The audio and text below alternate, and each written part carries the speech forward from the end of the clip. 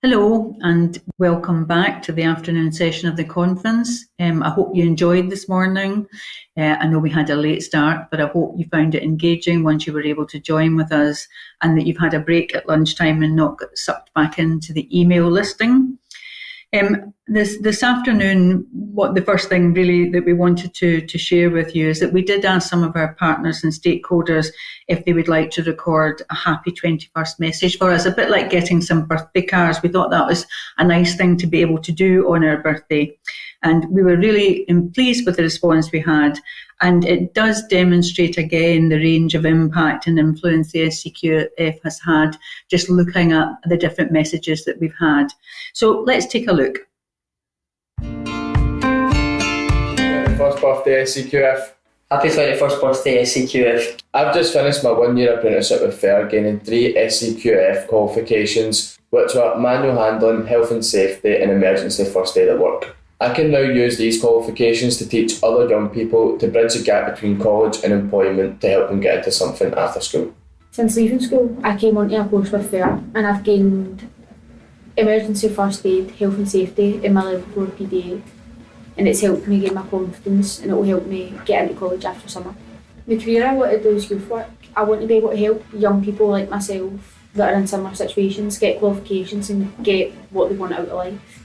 I'm Adam and I've just completed my 1-year apprenticeship with FAIR Scotland, during which I've completed 3 different SCQF qualifications. Since gaining those qualifications, I've been able to move on to delivering them to disadvantaged young people, and that's been able to help them get into employment, further education and other training opportunities out with FAIR Scotland. Well done to the team behind SCQF and good luck for the next 21 years. Keep up the great work and happy birthday once again.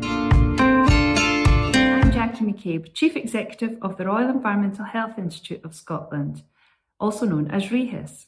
And we are the professional body for environmental health in Scotland, and we're also an awarding body for qualifications in food hygiene, health and safety, food and health, and many more. We have had our qualifications credit rated for a few years now, and the benefits to our learners, our employers, and trainers have been immense. We would like to congratulate the SCQF on 21 years, and we would like to thank them for all their support. My name is Lachlan. My name is Emily. My name is Caleb. My name is Alison, and we're from Claudin Academy. We've used the SCQF to comprehend and customise our learning journeys to best suit our skills and dreams. Nearly everyone we know has looked to the SCQF for guidance and support. The SCQF can always strive to be more visible via its ambassador programme, providing brighter futures for everyone. I'm Martin Patterson, Training Quality Assurance Manager at the Scottish Police College, Tullyallen. We've been an SCQF credit rating body since 2007, and since that time the SCQF has been fundamental to the development of a number of core and critical police training programmes, from recruit to specialist level. The ability to apply formal SCQF credit to our programmes has been central to the professionalisation of police training, and allows us to award a range of Police Scotland qualifications. This allows learners, both officers and staff, not just to gain formal recognised credit, but also opens up a range of pathways and opportunities for furthering learning and professional as well as personal development. Hello, I'm Linda Livingston, Quality Assurance and Standards Manager with the Chartered Banker Institute. Through the SCQF, we became a credit rating body in 2008. Credit rating our own qualifications and uploading these to the SCQF database. The SCQF framework enables employers, learners and the public to understand the range of Scottish qualifications and how they relate to each other. The SCQF team are always happy to answer questions and provide guidance. Congratulations, SCQF, on your milestone anniversary. I would like to take this opportunity to pass on sincere congratulations to everyone at the SCQF on this, their 21st anniversary. The YE Scotland partnership with SCQF has ensured that our learners gain recognition for their work from level 3 through to level 9. It's enabled practical learning to have a parity of esteem alongside traditional academic routes. I wish you every success for the next 21 years. Hello, I'm Katie Urquhart, Head of Quality Assurance and Standards at the Chartered Banker Institute. The Institute was formed almost 150 years ago and is the only professional body worldwide able to award Chartered Banker. As an approved SCQF credit rating body, we're proud to formally credit rate our qualifications. Our members value passing qualifications with tangible and transferable value. We know they have a real sense of pride in gaining these, and many display their certificates either physically or on social media, such as LinkedIn. I really appreciate the support we receive from SCQF to in turn support our members, and I wish you many congratulations on your 21st anniversary.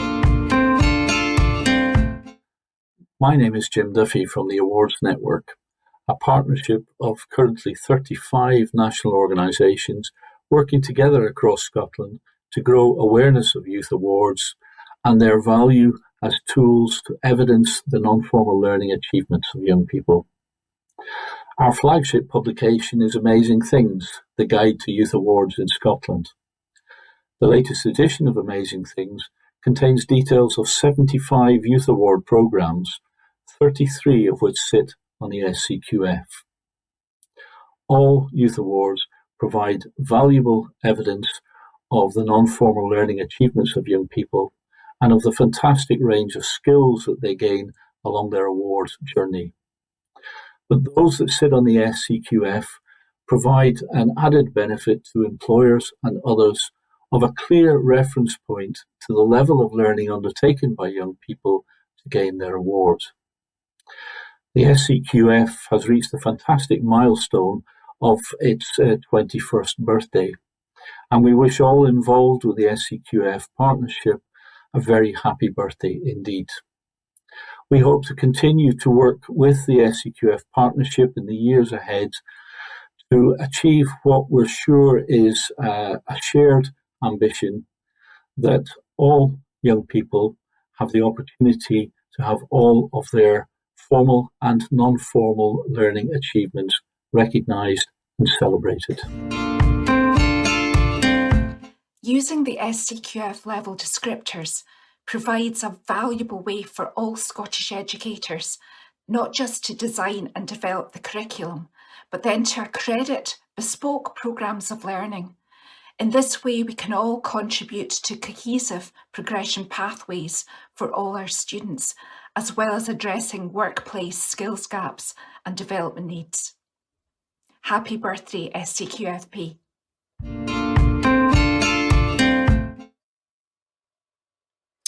Brilliant. They are some really engaging, really diverse and fabulous birthday messages. So wonderful to see the breadth and depth of the SCQF reach to the population it's supporting. Absolutely wonderful. Really great happy birthday.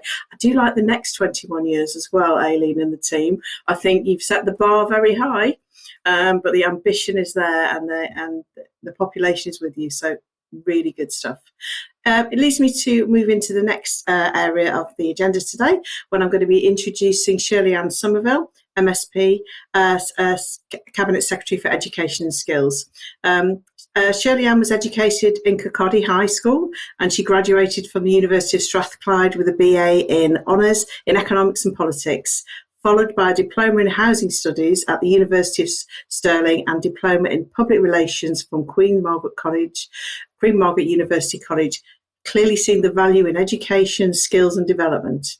She's worked as a parliamentary researcher, a policy public affairs officer at the Chartered Institute of Housing, and as a media and campaigns officer at the Royal College of Nursing. Shirley-Anne was previously MSP for Lothian Region from 2007 to 2011 and returned to Scottish Parliament in 2016 as MSP for Dunfermline. Shirley-Anne Somerville was previously Minister for Further Education, Higher Education and Science, and was appointed Cabinet Secretary for Social Security and Older People in June 2018. Over to you, Shirley-Anne.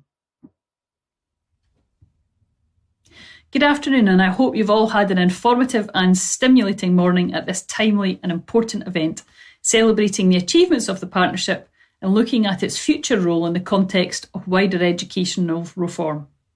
I'm very grateful to the partnership for the invitation to speak to you today, and I will use this opportunity to celebrate and affirm the accomplishments of the SCQF partnership, set out why we will continue to support the organisation in its current form, and outlined some of the elements of wider reform and government ambition which are likely to influence the work of the partnership in the coming years. Now, the framework underpins our entire education system here in Scotland, supporting our commitment to first-class and lifelong learning and training opportunities for all. The framework and the partnership's impartial role in its development and quality assurance also plays a critical part in presenting and delivering the wide range of assessed learning and qualifications we now offer our young people and, of course, our wider population. It supports our economic skills requirements as a country and enables people to continue learning throughout life. But I hope you will understand that today, whilst acknowledging the critical role the SCQF plays in supporting adult learners and businesses to secure the skills and qualifications they need, I will focus primarily on the current reforms following last year's OECD report, which restate our ongoing commitment to the delivery of equitable and excellent education to our children and young people. From its inception, the SCQF partnership has reflected a breadth of informed and independent voices, which have overseen the coherent, high-quality qualifications and curriculum framework.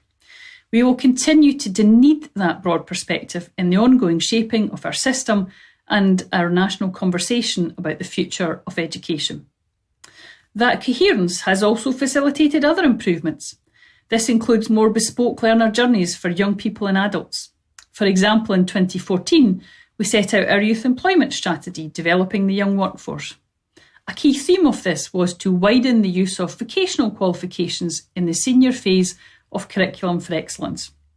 The framework has helped our schools facilitate greater choice in the senior phase, and this has supported a much broader range of learner pathways, as demonstrated by the ongoing increase in young people achieving qualifications as shown in recent attainment statistics.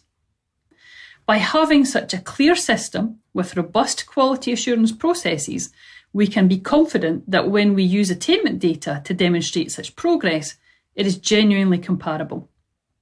I'd also like to celebrate the SCQF Schools Ambassadors programme and the work it does in almost 150 schools to ensure that young people, parents and teachers understand the breadth of choice available to them in the senior phase. We have work to do in ensuring young people's voices are heard within our education system, so I very much support the approach of young people delivering these sessions to their peers and to their parents and carers. Today, I'd also like to recognise the high esteem with which our framework is regarded right across the world. Education systems from Bahrain to Poland to Malta to Macedonia have taken advice and modelled their own framework on the SCQF, and you continue to have a very significant voice in the recognition of prior learning right across Europe. The SCQF partnership has a valuable role in supporting our colleges as credit rating bodies, building capacity and enabling the best use of the framework. The partnership's workshops help to support colleges in developing their learning outcomes and assessment, and the monitoring ensures that colleges' credit rating is robust.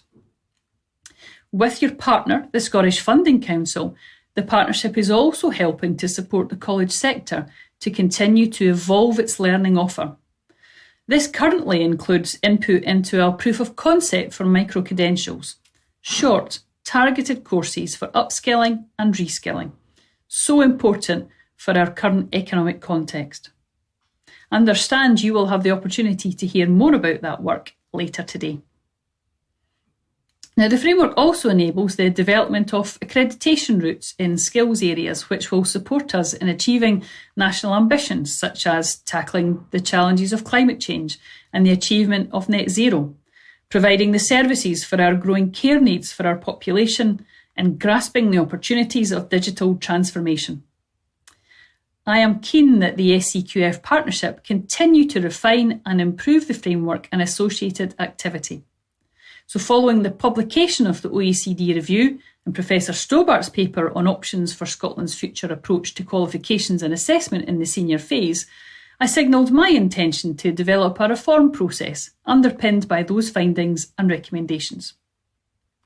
I invited Professor Ken Muir to act as an independent advisor to the Scottish Government to consider and advise on the implementation of structural reforms suggested as part of the OECD independent review. As you may know, his report was published about a fortnight ago, and we've broadly accepted his recommendations.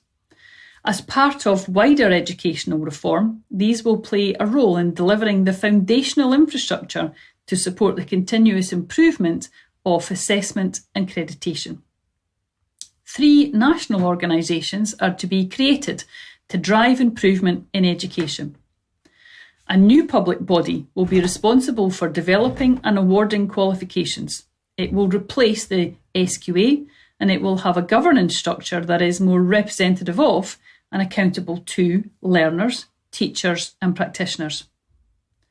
A national agency for education will see Education Scotland replaced. The new executive agency will provide improved support and professional learning to teachers and schools, and provide advice and guidance on curriculum, assessment, learning and teaching. Thirdly, a new independent inspectorate body will be created. It will develop new inspection models and help to assess the overall performance of Scottish education. Professor Muir highlighted challenges around the complexity of the Scottish Qualifications and Accreditation system, and did suggest that the work of the partnership could be brought into that new national agency. I want to take the opportunity today to confirm that we don't accept that part of Professor Muir's recommendations. I very much value the independence and breadth of the partnership and hope you will all accept my affirmation and enduring support for the partnership. I did, however, note Professor Muir's points around the complexity of the qualification system and the need for continuous improvement, and I look forward to working with SCQF to take forward such improvement in the context of wider reform, working with education and skills stakeholders. Now, we've also committed to reform assessment and qualifications in response to the OECD report, and I've asked Professor Louise Hayward of Glasgow University to lead a reference group and provide advice to Scottish ministers later this year as to how we might take forward a design for delivering assessment and qualifications, ensuring an appropriate balance between internal and external assessment in the new system.